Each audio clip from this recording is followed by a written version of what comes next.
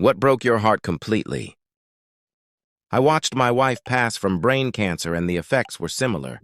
Her humanity slowly melted away till she was a vegetable. Our hopes and dreams we had worked so hard for were gone.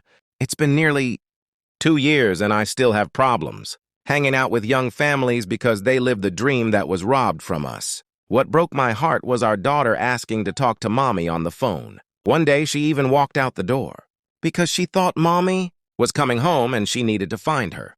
We walked till she gave up and I had to explain death to a 2-year-old. 30 is too young for this. Edit.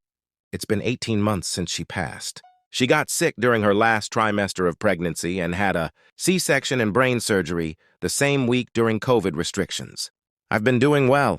I inherited some of her friends who became aunties to my daughter. Both families have been really supportive and my in-laws still treat me like their son. My wife's assets are transferred to my name. I get child benefits and a widower's pension and I have a great job, so I'm not struggling to make ends meet. I rebounded back pretty good. Her decline was slow, so I got to grieve by degrees and work through it with her. I also got a new job that paid 60% more than my last one and focused a lot of effort on being a good dad to show her that she didn't have to worry about us. And she never did. She hid things from me.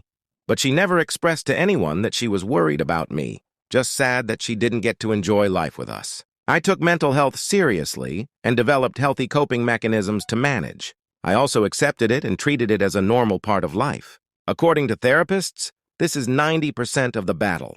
And once she was gone, I had so much caregiver fatigue that I wasn't overly sad.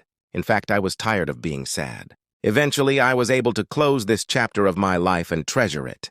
I still struggle with a few things. There are parts of my life that are blacked out. I sometimes get death anxiety when I go to sleep. I get very sad at children's parties because I see people living the dream that was robbed from us, but also very happy because 8.5 years of lockdown, COVID plus caregiving, make me grateful and easily pleased. Most of our marriage, we didn't have much money, but we lived within our means and stayed out of debt to buy a house. We closed on one right before she got sick. Now I have more money than I can spend and feel guilty socking away 1/4 of my take-home into retirement. What little faith I had left in God vanished and I'm quite cynical and nihilistic. There is a hole in my heart that will never be filled.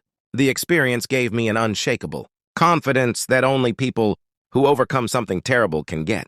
Next challenge is to translate that into dating when I'm ready, and I think I am.